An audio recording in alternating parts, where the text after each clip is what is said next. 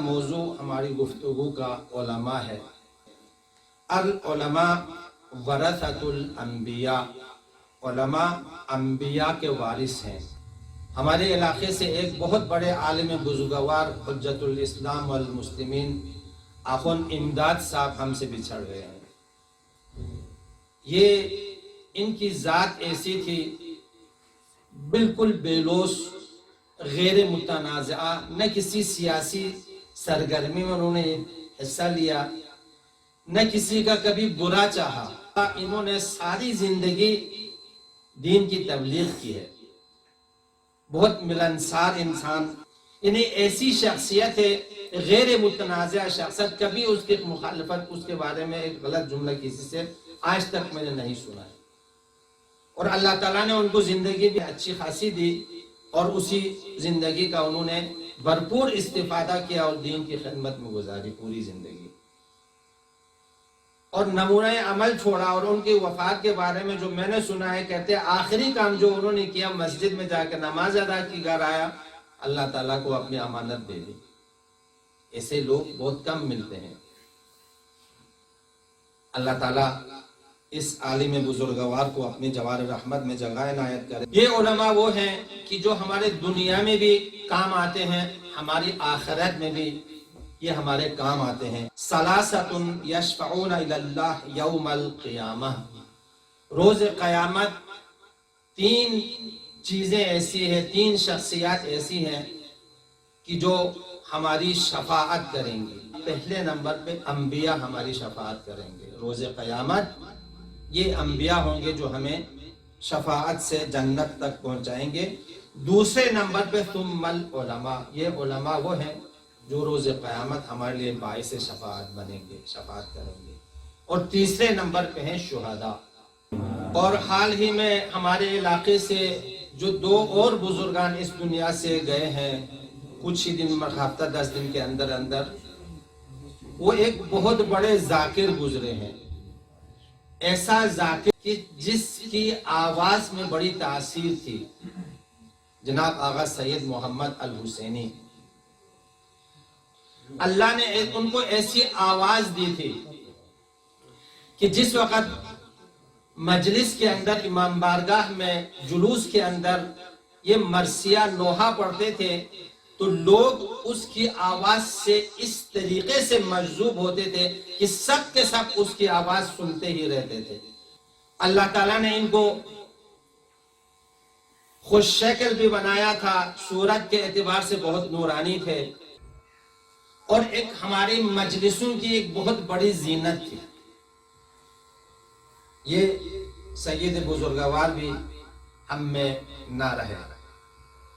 اس کے علاوہ ایک اور بزرگوار جو بہت ہی ملنسار انسان تھے، البتہ ان کے بارے میں کچھ چیزیں میں وہاں نہیں تھا، پتہ لگا۔ ایک خاص بات جو میں نے ابھی وفات کے بعد مجھے پتہ لگا، وہ یہ تھا کہ وہ نماز جمعے کے لیے بہت پابندی سے شرکت کرتے تھے، اور نماز جمعے کے فریضے کے بعد وہاں کے مومنین سے، وہاں کے لوگوں سے پیار و محبت انداز میں جا کر محبت سے ان سے ملتے تھے، ایک دوسرے کے ساتھ اپنے تعلقات کو برقرار کرتے تھے۔ سید بزرگوار جناب آغا سید حسین شاہ رضوان اللہ تعالی علیہم، یہ سب کے سب ہم میں نہیں رہے۔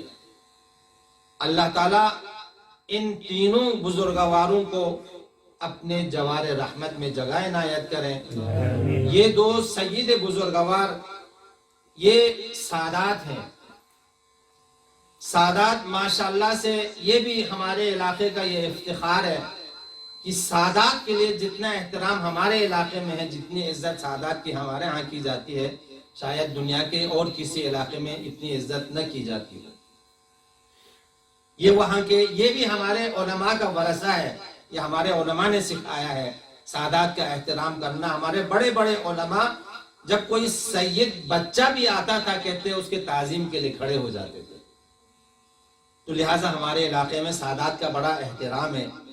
پیغمبر گرامی اسلام کی روایت ہے باقاعدہ سادات کے احترام کے بارے میں کہ میری اولاد کی تم عزت کرو، ان کا احترام کرو، اگر اچھے اور نیک ہیں تو تم میری اولاد کا احترام کرو اپنے خدا کو خوش کرنے کے لیے، تاکہ تیرا خدا تم سے راضی ہو جائے۔ لیکن خدا نہ خواست، لیکن اتنے با اخلاص تمہیں نظر بھی نہ آئے، تھوڑی بہت اگر کمی کاستی بھی اگر رہ جاتی ہے، اگر وہ میری اولاد میں سے ہے تم ان کا احترام کرو، تم اپنے نبی میرے خاطر تاکہ مجھے خوش کرے تم ان کا احترام کرو۔ تو لہٰذا یہ دو سید بزرگوار اللہ تعالیٰ ان کو اپنے آبا و اجداد کے ساتھ آل رسول کے ساتھ محشور کریں، مل کر صلوات بھیجیں بر محمد اہل بیت محمد۔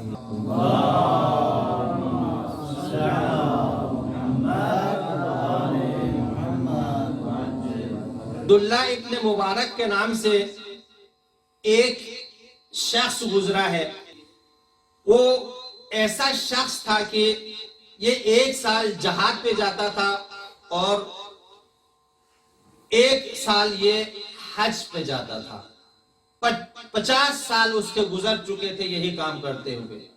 ایسا نیک اللہ کا بندہ تھا عبداللہ ابن مبارک کے نام سے۔ یہ ایک دفعہ دوبارہ اس کو حج پہ جانا تھا، اس سال حج پر جانے کی باری تھی۔ یہ جاتا ہے، غالباً 500 درہم اس کے پاس تھے اپنے لیے کوئی سواری خریدنے کے لیے۔ جاتے ہوئے ایک جگہ یہ پہنچتا ہے، کیا دیکھتا ہے کہ ایک خاتون ہے جو کوڑا کرکٹ کے اندر سے ایک مردار مرغ کو صاف کر رہی تھی۔ عبداللہ ابن مبارک قریب جا کر پوچھا یہ تم کیا کر رہی ہو؟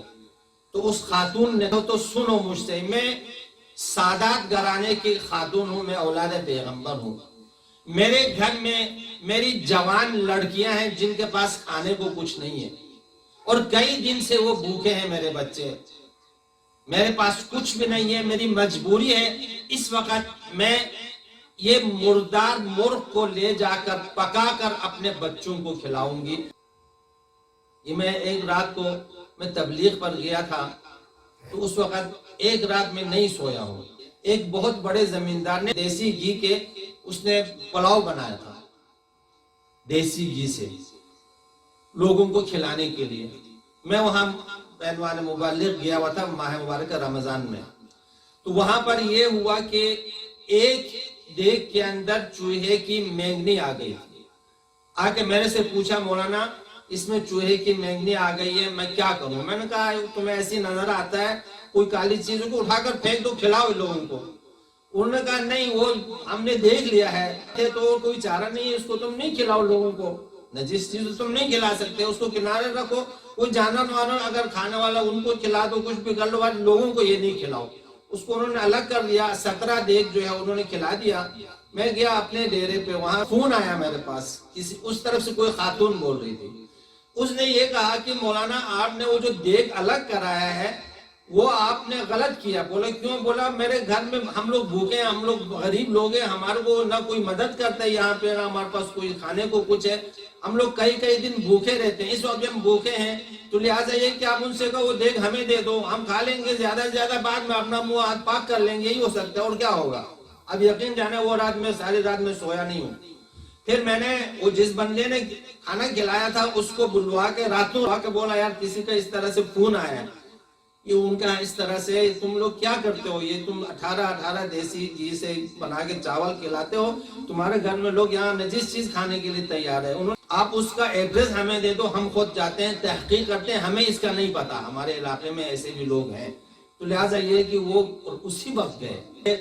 دوسرے دن صبح میرے پاس آئے، آ کر انہوں نے کہا مولانا ہم نے ان کی مدد بھی کی ہے، کسی کو بتایا بھی نہیں ہے تاکہ ان کی عزت نفس کو کوئی فرق نہ پڑے، وہ چاول نجس والا اسے کھلایا بھی نہیں ہے، اور آپ کو میں گارنٹی دیتا ہوں آج کے بعد میرے گھر کے بچے شاید بھوکے سو جائیں لیکن اس خاتون کا بچہ کوئی بھوکا نہیں سوئے۔ یہ اللہ تعالیٰ بعض ٹائم اس طرح رحم دل لوگ پیدا بھی ہوتے ہیں۔ تو لہٰذا عبداللہ مبارک نے جب اصرار کیا، اس نے کہا اس طرح سے میری مجبوری ہے، تو عبداللہ مبارک نے اپنے 500 درہم اس کو دے دیے۔ اس کے پاس وہ کوئی پیسہ نہیں تھا، خرچہ وہی تھا حج کا۔ بولا یہ تم لے جاؤ، یہ اپنے بچوں کو کھلا دو، ان پہ خرچ کر دو، یہ حج پہ نہیں گیا۔ اس دوسرے اس کے جو ساتھی تھے وہ چلے گئے، انہوں نے کہا میں اس سال نہیں جا سکتا، وہ لوگ گئے جب یہ حاجی حج کر کے واپس آئے، یہ عبداللہ گیا جاتا ہے اپنے دوستوں کو مبارکباد دینے کے لیے. جب گیا وہاں تبلیغ کہنے کے لیے تو حج سے آنے والوں نے کہا کہ عبداللہ تو نے بہت برا کیا، تم نے فلان جگہ پہ ہم نے تمہیں آواز دی، تم نے جو ہے ہماری آواز نہیں سنی. میں تو حج پہ نہیں گیا ہوں، تم نے کسی اور کو دیکھا ہوگا، میں نہیں گیا ہوں. انہوں نے پڑھا کہا تم تھے، ہم نے تمہیں آواز دی، تم نے ہماری آواز کا جواب نہیں دیا. خیر یہ وہاں سے نکلا، ایک اور گھر میں گیا حاجی کے ہاں، وہ بھی حج کر کے آیا تھا. تو وہاں پہنچا تو انہوں نے بھی یہ کہا، بڑی افسوس کی بات ہے کتنی جگہ ہم تمہیں بلاتے رہے، تم نے جو ہے ہماری بات کو آواز کو جواب نہیں دیا. یہ وہ شکایت کیا الٹا اس سے.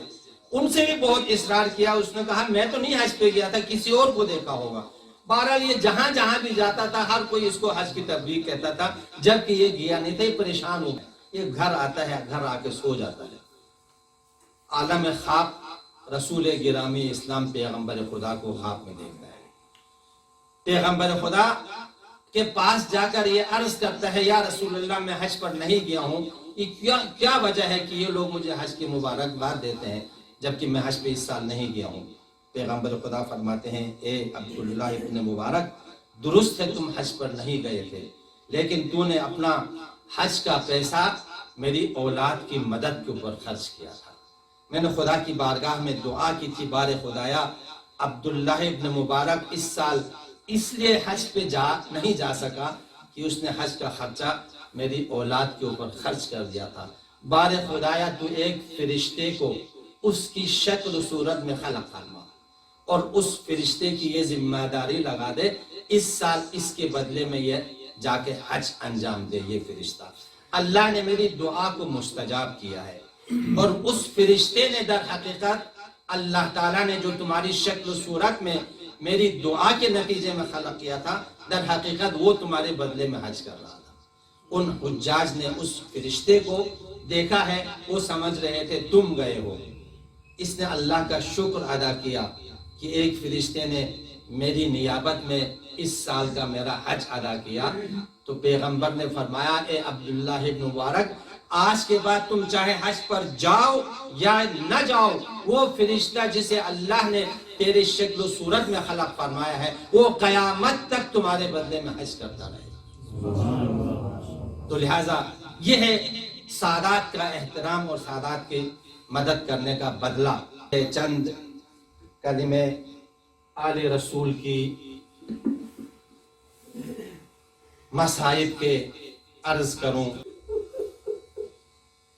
راوی کہتا ہے میں دیکھ رہا تھا خیموں میں آگ لگی ہوئی تھی، یہ یتیم بچے آل رسول کے، یہ یتیم بچے جب ایک خیمہ جلتا تھا تو دوسرے خیمے میں جاتے تھے، جب وہ خیمہ جلتا تھا تو اگلے خیمے میں جاتے تھے. یہ خیمے بدلتے رہے، آخر میں اس خیمے میں پہنچے جس میں امام سجاد بیماری کے حالت میں تھے. یہ سارے بچے، یہ سارے خواتین وہاں جمع ہو گئے. جب اس خیمے میں آگ لگی، جناب زینب نے پوچھا بیٹا سجاد یہ آخری خیمہ جل رہا، بتا دو خیمے میں رہ کر جل جائے یا جان بچا کر نکل جائے. مولا امام سجاد نے فرمایا بھوپی اماں جان بچا کر نکل جائے. راوی کہتا ہے میں نے دیکھا کربلا میں یتیم بچے بکھر گئے، کوئی ادھر کو جا رہا تھا، کوئی ادھر کو جا رہا تھا. میں نے دیکھا ایک بلند قامت کی خاتون بار بار چلتے خیمے میں کبھی اندر جاتی ہے کبھی باہر آتی ہے. میں قریب کیا، راوی کہتا ہے میں نے کہا خاتون کون سی قیمتی شے رہ گئی ہے، آپ اپنی جان کی پرواہ نہیں کر رہی ہے. تو جناب زینب نے کہا اے شیخ دیکھتا نہیں ہے زمانے کا امام خیمے میں چل رہا ہے، میں اسے نکالنا چاہتی ہوں. راوی کہتا ہے میں نے جناب زینب کی مدد کی، بیمار امام کو خیمے سے باہر نکالا.